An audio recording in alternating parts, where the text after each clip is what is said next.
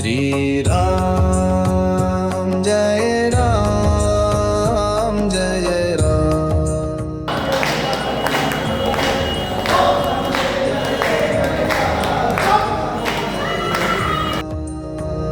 श्री राम जय राम।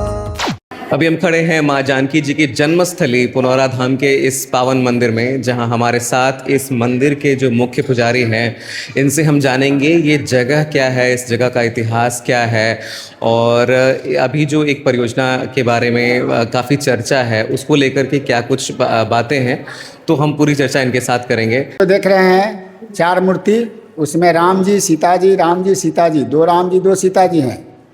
आपके दाहिने में लक्ष्मण जी उर्मिला जी हैं। आपके बाएं में भरत जी मांडवी जी। नीचे वो काला सा मुकुट जो लगा हुआ है वो शालिग्राम भगवान है। जब से यहाँ पूजा अर्चना शुरू हुआ होगा तब से एक राम एक सीता लक्ष्मण उर्मिला भरत मांडवी शालिग्राम हनुमान जी के पूजा होते आ रहा है। 2004 में यहाँ से राम जी की मूर्ति चोरी हो गई। अच्छा। नहीं मिलने पर जिला समाहर्ता कलेक्टर साहब के द्वारा नए मूर्ति राम जी सीता जी की स्थापित कर पूजा अर्चना शुरू हो गया। फिर पुलिस जोर लगाए खोज में। 3 महीना पर पुलिस को फिर राम जी मिल गए। फिर आदेश हुआ है जहाँ थे राम जी वहाँ विराजमान कर दिया जाए। फिर राम जी आ गए, इसलिए डबल राम डबल सीता हूँ। कब से आप ये सेवा में लगे? लगभग जो है हमारा समय 10 वर्ष हो गया। 10 वर्ष से लगे हुए हैं। तो ये सबसे पहले तो इस जगह के बारे में थोड़ी जानकारी हमें दे दीजिए, जो कि मेन जन्मस्थली तो यही कही जाती है। जिस समय राजा जनक जी राजा थे उस समय इस राज्य का नाम मिथिला राज था जी। जैसे दशरथ जी का राज्य जो है अयोध्या राज से जाने जाते थे। लंकापति रावण का राज्य जो है लंका से जाने जाते थे। बाली का राज्य जो है किष्किंधा से जाने जाते थे। उस समय राजतंत्र था, राजा बनते थे, उनके बाद पुत्र बनता था, प्रपौत्र यानी वंशावली चलता था। अभी हम लोग प्रजातंत्र में जी रहे हैं। शिव जी शंकर भगवान के 4 प्रमुख शिष्य थे उस समय।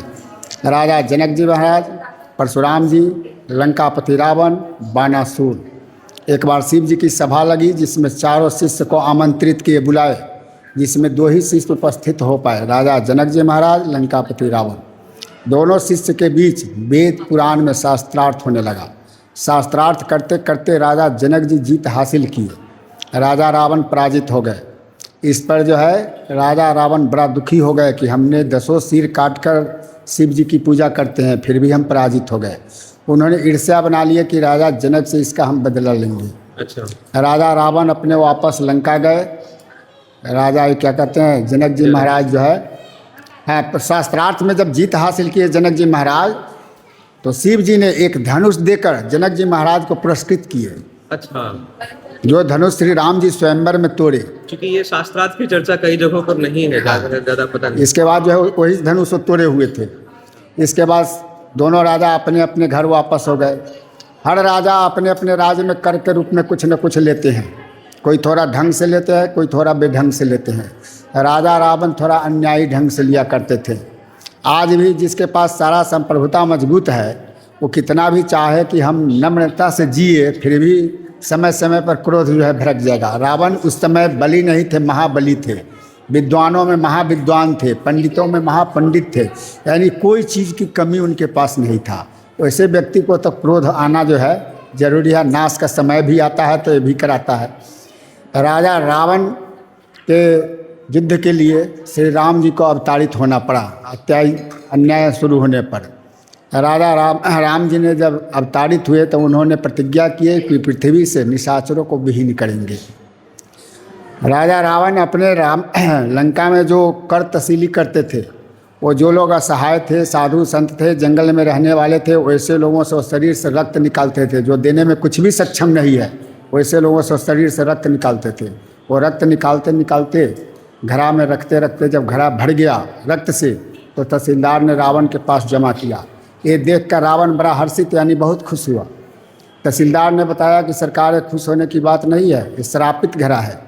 रावण ने पूछा क्या श्रापित है? उन्होंने कहा कि जिन जिन लोगों के शरीर से हम रक्त निकाले हैं वो आंसू गिराकर बोले हैं कि इसी रक्त से राजा रावण विनाश हो जाएगा।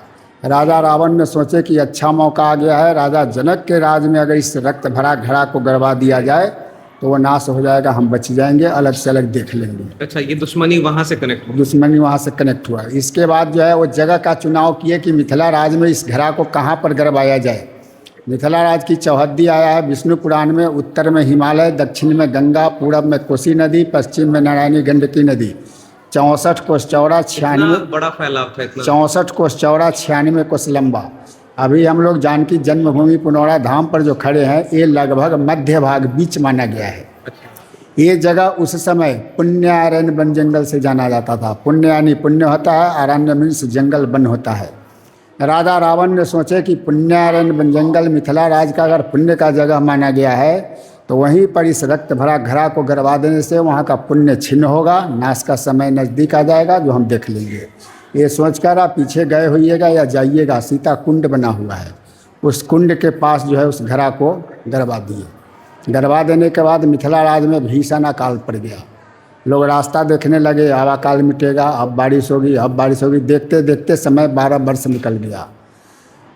मिथिला राज के सारे प्रजा एकत्र होकर राजा जनक जी के दरबार पहुँचे। कहे कि सरकार, हम लोगों में क्या कमी है मिथिला वासियों में, जो वर्षा मिथिला में नहीं हो रहा है, इसके लिए कोई उपाय ढूंढिए, हम लोग भूखे प्यासे मर रहे हैं। राजा जनक जी ने खुद ही परेशान थे, लेकिन इन लोगों के पहुंचने पर और उनका परेशानी बढ़ गया।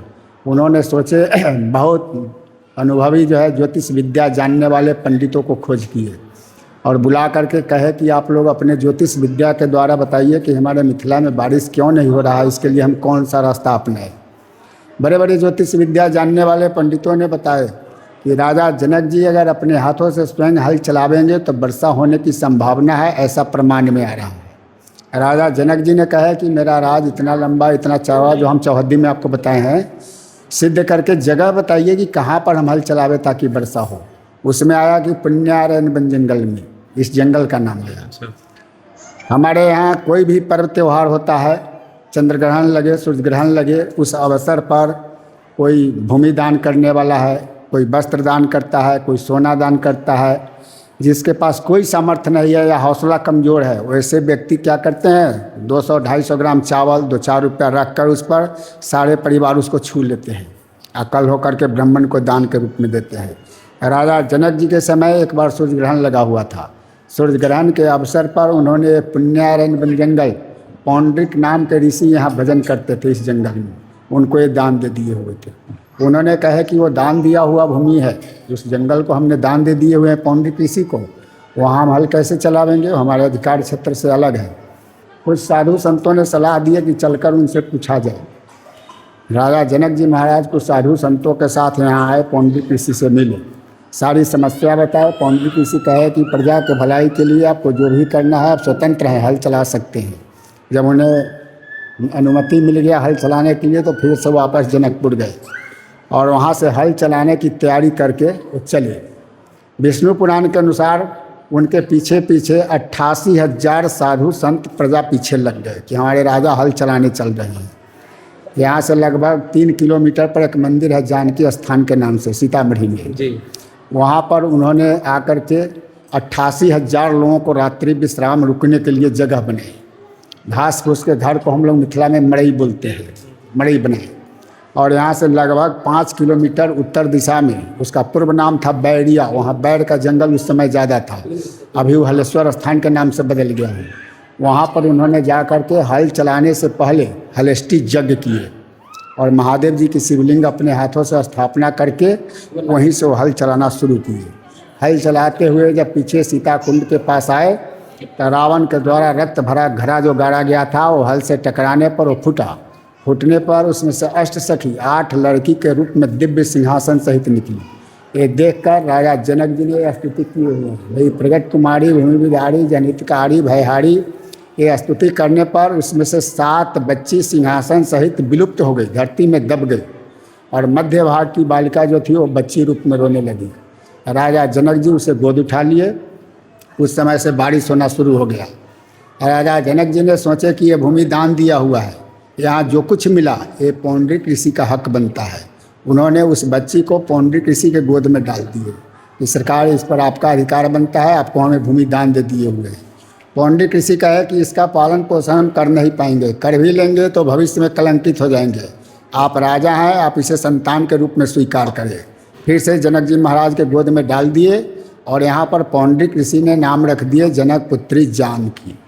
उस समय से और बारिश तेज हो गया। बारिश से बचने के लिए जहाँ पर वो घास फूस के घर बनाए हुए थे मरई, वहाँ वो चले गए। 6 दिन तक बारिश होते रह गया। वहाँ पर जाकर वो 6 दिन का समय बिताए। हमारे मिथिला में बच्चा बच्ची जब जन्म लेता है तो 6 दिन पर उसका छठी मनाया जाता है। वहाँ छठी मनाए। और एक मिनट में रुकूंगा, ये जो जानकी मंदिर है ये जानकी मड़ई हाँ, वहाँ पर मरई था। अच्छा, रुकने का कैंप गिराए हुए थे, पड़ाव डाले हुए थे, तो वहाँ पर वो छठी मनाई। धर्मशास्त्र के अनुसार हमारे यहाँ बच्चा बच्ची जो जन्म लेता है उसके 6 दिन पर छठी जो हम लोग मनाते हैं, तो नामाकरण भी छठी के रोज ही होता है। वहाँ नामाकरण हुआ उनका। उस नामाकरण में नाम उनका वहाँ सीता पड़ा। सीता नारद जी ने नाम रखे हुए हैं। अच्छा। सीता क्यों पड़ा? हल जो हम लोग चलाते हैं उसके अग्रभाग में लोहे का फाल होता है जिससे मिट्टी कोड़ते हैं, उसे सीत बोलते हैं।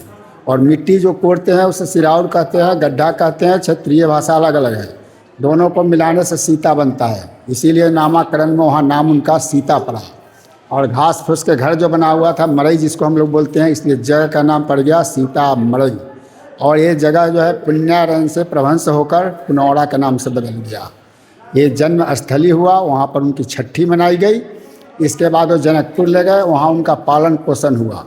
राजा जनक जी का उस समय जो राज दरबार था, चारों दिशा में 4 फाटक यानी 4 गेट था। 10-10 किलोमीटर की दूरी पर विष्णु पुराण के अनुसार हो कितना हो दूर, अभी टेम्पो वाले लोग बताते हैं 12 किलोमीटर।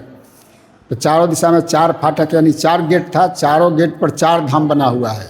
उत्तर दिशा गेट पर धनुषा, जहाँ पर शिव जी ने उन्हें शास्त्रार्थ में दिए हुए थे धनुष, वो ले जाकर वो रखे हुए थे। उस जगह का नाम हो गया धनुषा, जहाँ पर श्री राम जी स्वयंवर में तोड़े हुए हैं। दक्षिण दिशा गेट पर गिरजाघर, जहाँ पर सीता जी पूजा करने जाती थी। पूरब दिशा गेट पर हरिहरनाथ कल्याणी मंदिर। और पश्चिम दिशा गेट पर जलेश्वर स्थान, जो शिवलिंग हमेशा जल में डूबे हुए रहते हैं। बीच का जो राजमहल था वो राम जानकी मंदिर बन गया। ये जो जनकपुर है, नेपाल जनकपुर है। हाँ, वो जनकपुर का कहानी का है। चारों दिशा में 4 फाटक, 4 गेट, 4 धाम, ये हुआ। यही यहाँ का कहानी है। लेकिन यहाँ इस परियोजना के आने से एक विकास होगा यहाँ पर, आप सोचते हैं यहाँ तो विकास होगा नहीं सीतामढ़ी का? ऐसे तो मान लीजिए भगवान का प्रचार कोई क्या करेगा, भगवान का प्रचार तो है ही है। लेकिन मान लीजिए जो ही है वो पूरे पृथ्वी पर जो है नाम चला जाएगा। पर्यटक आएंगे, उतना मान लीजिए बिजनेस व्यापार लोग करने वाले जो होंगे उनका बिजनेस व्यापार हुआ। अपना अपना जगह के लिए सारे दुनिया बेचैन रहते हैं। मान लीजिए हम यहाँ जी रहे हैं सीतामढ़ी जिला में, सीतामढ़ी जिला का नाम ऊंचा होगा। क्योंकि क्या है कि जो लोग आते हैं घूमने के लिए वो सिर्फ उसी जानकी मंदिर को जानते हैं। इधर कई लोग उनको पुनौरा धाम के बारे में कई बार पता नहीं, ऐसा बात नहीं है, ऐसा बात नहीं है। जो लोग आते हैं वो उनको पहले यही वहाँ जाए, यहाँ आए, लेकिन आना जरूर है। जनकपुर भी जाते हैं तो वहाँ से भी वापस यहाँ आना है। यहाँ आते हैं तो वहाँ जाना जरूरी है। जैसे अयोध्या से बारात जो चलता है विवाह पंचमी के उत्सव पर, सीता जी की विवाह उत्सव पर, उस बारात को भी क्या तो आने में यहाँ रुकना है या वापसी रुकना है, लेकिन रुकना है। तो इस परिसर में क्या मतलब शादियां भी होती हैं, आगे से सारी चीजें भी होती है? अभी मैंने देखा हाँ, शादियाँ भी होती है, जनेऊ भी बच्चे लोगों का होता है, उपनयन जिसको कहते हैं। पीछे एक तालाब भी है। तालाब है, सीताकुंड, वही जन्म स्थली जगह है। अच्छा, जानकी जी की प्रगट स्थली वही जगह है सीता। पुनौरा धाम जहाँ हम अभी हैं, मंदिर परिसर से थोड़ा सा बाहर ये दुकानें लगी हुई हैं। एक बड़ा यूनिक नाम सा मुझे यहाँ दिखा, सीता की सहेली, जहाँ पर आप देख सकते हैं कि लहठी, चूड़ी, बाकी और भी बहुत सारी चीज़ें मिलती है। इसके जो दुकानदार हैं इनसे ही बात करते हैं। पहले क्या क्या मिलता है इस दुकान में आपके? आपको लेडीज़ के मेकअप से जुड़ा सारा आइटम और लहठी उठी, खिलौना बच्चे के लिए भी है और लेडीज़ के लिए भी। अच्छा, ये जो पुनौरा धाम को विकसित करने की जो परियोजना है, इसमें तो इस दुकान तो हट जाएगा, ऐसा कुछ नहीं? तो हटेगा तो सरकार तो देगी ना, सरकार देगी कहीं ना कहीं बात तो हुई है उस चीज को लेकर के कि कैसे क्या? नहीं, अभी हटने कोई के बात बाद नहीं। अभी कोई ऐसा अभी कुछ नहीं। तो क्या सोचते हैं ये जो परियोजना इसको विकसित करने की को लेकर के? बहुत अच्छा है, अच्छी है, बहुत अच्छा है। अब हमारा दुकान नहीं रहेगा, कहीं ना कहीं तो लगबे करेगा दुकान, और हमारे जैसे और भी दुकान लगेगा। इससे रोजगार मिलेगा लोगों को, पलायन की एक सुविधा मिलेगी ना यहाँ पे। मान लीजिए आज मेरा दुकान है, आज छोटा जगह है तो छोटा 10 दुकानें, 20 दुकानें, 100। मान लीजिए जगह बड़ा होगा, मंदिर बड़ा होगा, तो फिर आदमी भी तो ज़्यादा आएगा ना। मुझे आशा है कि जिनको इस बारे में पता नहीं था उनको इस वीडियो के माध्यम से ज़रूर पता चलेगा कि ये जगह है क्या, इसकी क्या विशेषता है, मतलब इसका क्या इतिहास है, इसके बारे में आपको इस वीडियो के बारे में ज़रूर पता चलेगा।